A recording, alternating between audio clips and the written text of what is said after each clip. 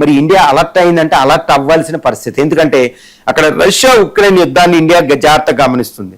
Indian think tank యుద్ధ నిపుణులు ఏంటంటే ఇప్పుడు ఇరాన్ యుద్ధాన్ని చాలా జాగ్రత్తగా గమనిస్తున్నారు. చూడండి, రష్యా ఉక్రెయిన్ యుద్ధాన్ని గమనించి ఈ డ్రోన్ టెక్నాలజీ జాగ్రత్తగా గమనించి ఆపరేషన్ సింధూర్లో పాకిస్తాన్ తుత్తునేలు చేసాం మనం. ఇప్పుడు ఇరాన్ అమెరికా యుద్ధం ఏంటంటే ఇంకొక లెవెల్కి వెళ్ళిపోయిందండి, చాలా పెద్ద లెవెల్కి వెళ్ళిపోయింది. అమెరికా సుప్రీం మిలిటరీ ఫోర్సే ఇరాన్ డ్రోన్ల మీద తుత్తునేలు అయిపోయింది, ఇరాన్ చీప్ డ్రోన్స్ మిసైల్స్ మీద. కాబట్టి ఈ యుద్ధాన్ని మనం గమనించాలి. ఇండియా ఇక్కడ ఏంటంటే ఇరాన్ యుద్ధం మనకి లెసన్స్ ఏంటి, అమెరికా ఇరాన్ యుద్ధం లెసన్స్ ఏంటి, లేదా ఇజ్రాయెల్ యుద్ధం లెసన్స్ ఏంటంటే సుప్రీం మిలిటరీ ఫోర్స్ అనేది ఇంపార్టెంట్ కాదు, యుద్ధ వ్యూహం ప్రధానం.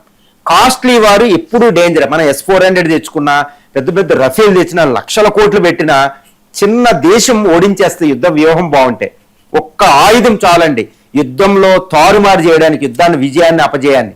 కాబట్టి ఇరాన్ లెసన్స్ ఇప్పుడు ఇండియాకి చాలా పెద్ద లెసన్లో. ఇప్పుడు ఇరాన్ వెనకాలన్న చైనా ఉంది కాబట్టి మరి చైనా ఆయుధాలని, చైనా యుద్ధ తంత్రాలని ఇండియా గమనిస్తుందనే చెప్పవచ్చు. ఎందుకంటే అమెరికా మీద చైనా ఎలా నిఘా పెట్టిందో చైనా యొక్క యుద్ధ తంత్రాన్ని, ఆయుధాలను కూడా ఇండియా నిఘా